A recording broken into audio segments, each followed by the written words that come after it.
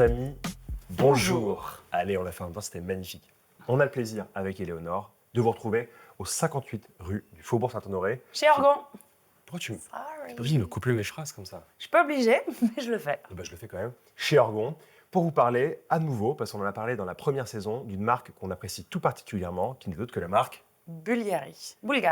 Et aujourd'hui, vu que ta présence honore ces lieux, Bien ta sûr. présence honore mon regard, nous allons parler d'une collection que j'aime Iconique, également, emblématique. iconique, qui s'appelle Serpenty. Mais avant de parler de Serpenty, tu sais, on a toujours des petites habitudes, toi et moi, on va commencer par reparler un peu de l'histoire de Bulgari, l'arrivée progressive de l'horlogerie dans la marque, et ensuite on va directement glisser vers l'histoire de la Serpenty, que je porte aujourd'hui. Je suis sur un certi assez costaud, et toi, tu es sur la Non, tu es tubeuse. surtout sur la Oula. version moderne de la collection Serpenty, mais nous allons y venir, qui est la Complètement. Serpenty Seduttori.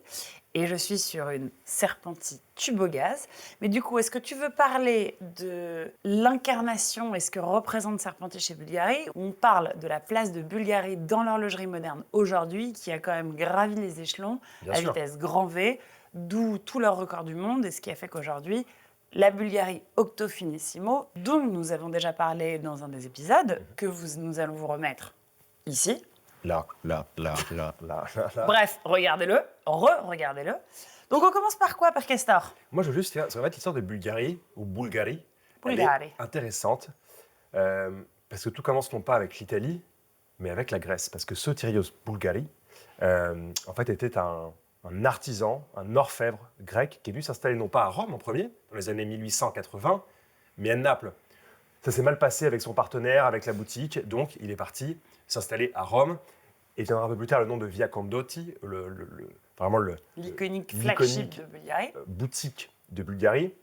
Mais à l'origine, c'était un peu un cabinet de curiosité, un cabinet où tu pouvais trouver des articles d'orfèvrerie un peu cool, des antiquités, quelques montres évidemment.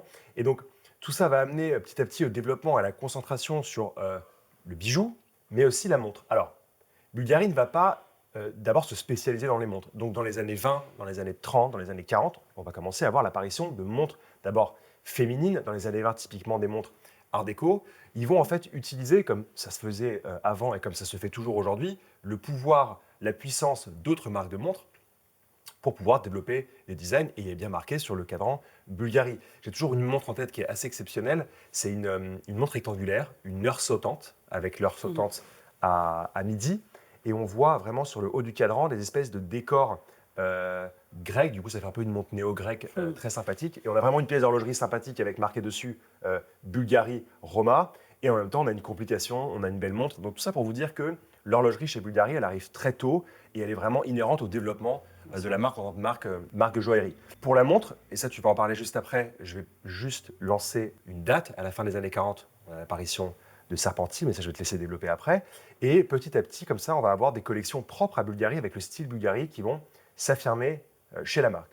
Tu le sais très bien, au milieu des années 70, Sûr. Bulgari veut faire un joli cadeau à ses clients pour Noël. Donc il y a une centaine de montres Bulgari Roma avec affichage digital qui sont distribuées avec vraiment ce bracelet en cuir et en corde, qui encore une fois est une image, pour le coup un mélange de Grèce et d'autres pays et d'Italie, qui va s'installer sur le poignet des gens. Et le Bulgari Roma et ensuite le Bulgari, l'apparition de Diagono, première collection de montres, les premières collections de montres pour hommes dans les années 70 et 80, va vraiment faire s'installer Bulgari en tant que marque d'horlogerie contemporaine. Et le fait après que Bulgari parte un petit peu en Suisse, ouvre Bulgari Time, que commence à y avoir des fabriques, s'installe à Neuchâtel, tout son exercice de production va faire vraiment de Bulgari une marque d'horlogerie à proprement parler. Donc aujourd'hui, ceux qui veulent dire que Bulgari n'est pas une marque d'horlogerie va aller potentiellement se faire voir chez les Grecs. Comme on dit, ça marche très bien dans notre cas. Non, mais Bulgari- ce qui est sûr, c'est que dans les années 60 et les années 70, Bulgari était, comme disent les Américains, at the pinnacle T'étais obligé. aussi de leur succès par les bijoux qui sont sertis de pierres de couleur. Complètement. On pense au cabochon, on pense à toutes ces pierres qui sont d'ailleurs finalement assez peu utilisées par les autres joailliers, que ce soit de la métisse, de la citrine, de la topaze, parce qu'en fait ça permet d'avoir des volumes qui sont beaucoup plus gros. Et ce qui d'ailleurs, on le voit aujourd'hui, dans des pièces plus modernes, et je pense notamment à la collaboration qui a été faite entre Bulgari et MBNF, on voit vraiment les codes MBNF, on voit les codes Bulgari, avec ces grosses pierres qui vont être serties au milieu du cadran. Et c'est vrai, comme tu le dis à juste titre, que Bulgari, qui est connu pour être un joaillier, un orfèvre et surtout travailler et maîtriser la colorimétrie de tout cet assemblage de pierres de couleur, où il a fallu justement se faire une place en horlogerie et être respecté en tant que tel. Et on le voit évidemment, fast forward, nouveau monoulier, début des années 2010, avec l'apparition de l'Octo Finissimo. Et on connaîtra évidemment tout le succès de tous les records du monde, tous les records, les innovations mécaniques, techniques, qui font qu'aujourd'hui, Bulgari est un aussi grand horloger qu'il est joaillier. Et ce qui est incroyable, c'est quand même que Bulgari fait partie des rares marques qui ont réussi à se réinventer. Exactement. Et à proposer, comme tu dis, dans les années 2010, Octo Finissimo, c'est un succès, c'est un grand succès. Et c'est pas une pièce qu'on a été lâcher dans un tiroir. On a toujours de l'inspiration, on a toujours l'idée, évidemment, de l'angle, d'une architecture peut-être romaine. Enfin, il y a toujours cette idée-là qui est inhérente au produit, mais c'est un nouveau produit et qui s'inscrit à merveille dans le 21e siècle. Et ça, c'est cool. Tu ne crois pas si bien dire, puisque quand tu parles de modernisation, Serpenti est probablement un des meilleurs exemples chez Bulgari, puisque Serpenti, comme tu l'as dit, est apparu à la fin des années 40, 1948, si je ne m'abuse. On se souvient évidemment de ces pièces vintage sur le poignet d'Elizabeth Taylor, de la Calas, qui adorait cette pièce, qui était d'ailleurs plus considérée comme une montre-bijou qu'une montre en tant que telle. Évidemment, quand on pense à Serpenti, on pense au serpent, qui est un animal extrêmement ancré dans l'histoire de Bulgarie et dans la culture joaillière, puisque on sait que c'est un symbole de transformation, de régénération, mais aussi d'éternité.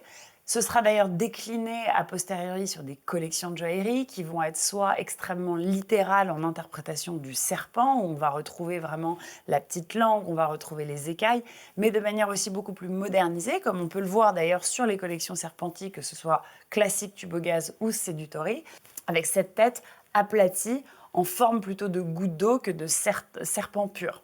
Mais si on repart évidemment sur l'histoire de la Bulgari Tubogaz, ce qui est hyper intéressant, et c'est ce qui a fait quelque part le succès de cette collection, c'est que la technique du Tubogaz est une technique qui n'a d'ailleurs pas été inventée par Bulgari, mais dont Bulgari s'est quand même approprié entre guillemets l'identité, puisqu'ils l'ont déployée, ils en ont fait en fait une part de leur ADN. C'est une technique sans soudure. Ce qui veut dire que en fait, vous avez une espèce de tube métallique sur lequel on va venir enrouler des fils d'or pour justement garder cette flexibilité et souplesse. Donc on va retirer ce tube pour garder en fait cette forme. Et si vous voyez, si vous avez d'ailleurs pu voir, comme Bulgari l'a sorti ces dernières années, un tour, 2 tours, allant jusqu'à 5 tours, s'enroulant autour du poignet, et parfois vous l'avez en bicolore ou en tricolore, c'est uniquement parce que vous avez ce jeu de fils d'or, un petit peu épais bien entendu, qui vont venir s'enrouler. La raison pour laquelle je parle de ça, c'est que Bulgari a inauguré en 2017 une des plus grandes manufactures de joaillerie située à Valence, non pas en Espagne mais en Italie. Parce qu'il faut savoir que Valence, depuis des années, et c'est presque séculaire, j'ai envie de dire, c'est considéré comme la cité de l'or. Et tous les grands joailliers, toutes les marques de joaillerie vous diront qu'évidemment, la plupart de leurs bijoux sont faits à Valence, un peu comme la Chaux-de-Fonds chez les horlogers ou la Vallée de Joux chez les horlogers. Vous avez la cité de l'or à Valence en Italie. Et quand on parle de Valenza, on parle forcément des Italiens et pas du tout des Espagnols. Parenthèse refermée. On parlait de modernisation et du fait que Bulgari a su se réinventer au fil des décennies. Et c'est vrai que quand on prend cette collection qui finalement a continué à vivre ou à vivoter, si je puis dire, où on pouvait voir ces pièces et on pouvait trouver ces pièces dans les maisons de vente, parce qu'en fait, oui, elle a été créée en 1948, mais finalement, ils n'en ont pas fait une collection identitaire. C'est un peu arrivé, pas par hasard, puisque rien n'est fait par hasard, et que les Tubogaz était extrêmement bien abouti, mais en fait, c'est seulement en 2009 qu'ils ont décidé de vraiment réimplanter cette collection de par son histoire, de par son héritage, de par son esthétisme, qui fait que finalement, c'est une pièce devenue totalement intemporelle. Fast forward, pour reprendre mon expression préférée, en 2019, Bulgari a introduit la collection Serpenti Sedutori, avec ce côté séduction, qui est exactement ce que tu portes. Et là, on a vraiment une interprétation beaucoup plus moderne, presque plus graphique, où on retrouve évidemment ce cadran en goutte, qui reprend évidemment la tête du serpent de manière beaucoup plus stylisée.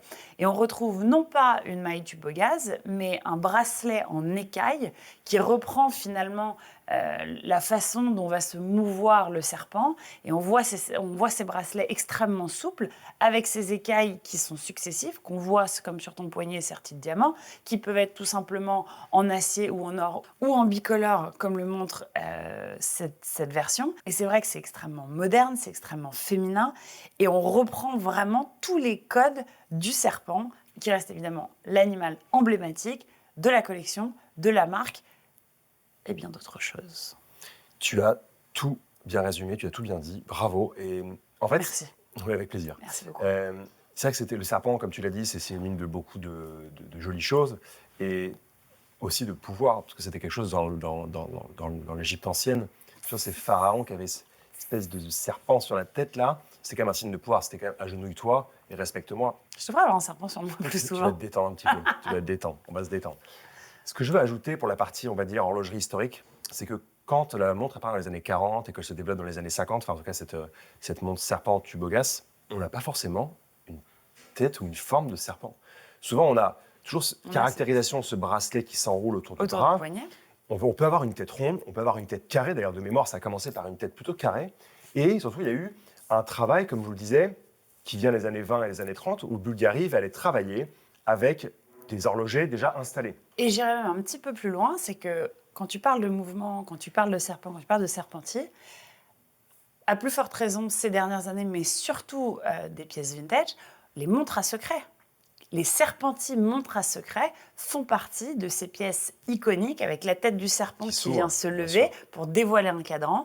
Et on voit, c'est pour la plupart que des pièces uniques. On a pu voir une utilisation des métiers d'art, que ce soit par de la marqueterie, par du sertissage, par de la laque, avec des pièces absolument sublimes, dont il me semble, il y a maintenant 2 ans, une des pièces les plus iconiques, qui est une serpentie 3 tours, full sertie de diamants, avec sur la tête, avec un pavage de diamants et baguettes et brillants. La pièce fait pas loin d'1 million, il me semble. Et sur la tête vient se loger un cabochon de saphir, un saphir bleu absolument extraordinaire. Et d'ailleurs, il me semble qu'ils ont gagné le Grand Prix de l'horlogerie avec cette pièce. Si on résume et que vous faites un détour chez Ergon, vous pourrez donc voir 2 collections emblématiques de serpentis. La première, qui est la tubogaz, vous pouvez l'avoir en entour, comme celle que je porte, en or jaune avec ce cadran strié, guilloché, absolument sublime et extrêmement délicat. Ou une version... Un sertissage de la lunette aussi. Toujours sertissage avec 2 rangs sur le côté qui ne vient pas reprendre l'intégralité du cadran. Ou une version en acier, qui est une version double tour. Exactement, qui est très sympathique aussi. Je ne pensais pas que une version en acier pouvait exister sur une montre un peu aussi précieuse, mais franchement, c'est très agréable et surtout c'est très léger, parce que c'est l'acier et l'or est toujours un peu plus lourd. Et on a toujours les mêmes codes, c'est-à-dire ces aiguilles glaives, ce soleillet central un peu guilloché qui part du centre du cadran et à midi comme à 6 heures, les index en applique chiffres romains. Donc vraiment une très jolie montre. Et ce que j'aime, on n'en a pas parlé, c'est qu'on a la tête du serpent, mais on a aussi cette petite queue. Donc en fait, vraiment, de A à Z, du début à la fin, on a l'idée du serpent et encore plus sur un double tour. Ah, comme c'est facile à mettre. Et petite technique quand même. Vous posez la tête sur le poignet et vous venez enrouler. La flexibilité est incroyable. Dextérité. C'est très très beau. Je dirais qu'en effet, l'or, ça a du poids.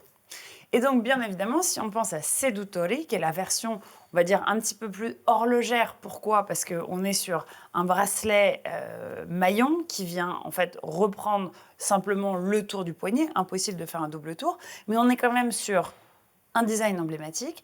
On a 2 versions, une full diamant, parce qu'évidemment, toi, t'es bling, tout le monde le sait, ou une version un petit peu plus sport, bicolore, ce qui redevient extrêmement à la mode, où on reprend évidemment les codes du vintage avec le bicolore qu'on aime bien, l'acier et de l'or, mais en même temps, on a quelque chose d'extrêmement cool, en fait. C'est sobre, ça te va bien. Extrêmement facile. C'est très joli, c'est très joli. Puis on aime la forme. Voilà. En fait, la Sedutori, c'est un peu... Pour te séduire. Ouais. Bonjour. Ouais, alors le serpent, du calme, hein, donc ça me fait un peu chuter, moi, perso. Ce qu'il faut dire, la grosse différence entre les deux, c'est que quand même, là, tu as l'idée, évidemment, de la tête de serpent en forme de goutte d'eau, plate, mais quand même que tu as un galbe sur le serpent, sur le tour, et sur la vraie serpentie, on va dire tubogas, tu as quand même une montre qui a un angle et qui a de la Pourquoi? courbe. Parce Et qu'on ça, est... ça, c'est beau. Exactement, mais pourquoi? Parce qu'on est vraiment dans... Si on suit la réflexion de la flexibilité, du bracelet qui vient s'entourer autour du poignet, qui est comme une seconde peau que tu ne sens pas, finalement, c'est logique, quand un produit est bien fait, bien pensé, bien dessiné, que la tête vient se poser, en fait, comme si c'était le serpent qui venait monter sur ton poignet et qui vient juste Caresser. poser sa petite tête comme ça et dire « Toto ». Tu vois, le serpent, c'est aussi mignon. Bien sûr. Bah, je crois que tu as fait une belle conclusion avec ton serpent qui fait Toto. Toto. À bientôt. Chers amis, j'espère que cette nouvelle vidéo sur Bulgari et un autre aspect de Bulgari, c'est à la montre davantage féminine, même si je dois avouer que, alors moi je porte la version bling, mais une version en or acier tout à fait portable par un poignet masculin, c'est même très chic, très élégant. Ça, c'est un autre côté de Bulgari. Ça rappelle aussi les bonnes histoires de Bulgari au cours du XXe siècle, et ça nous fait toujours autant apprécier la marque. Bien évidemment. C'était un plaisir comme Merci d'habitude. Nico. On se Merci retrouve à très vous. vite, les amis. On vous aime. À bientôt, merci.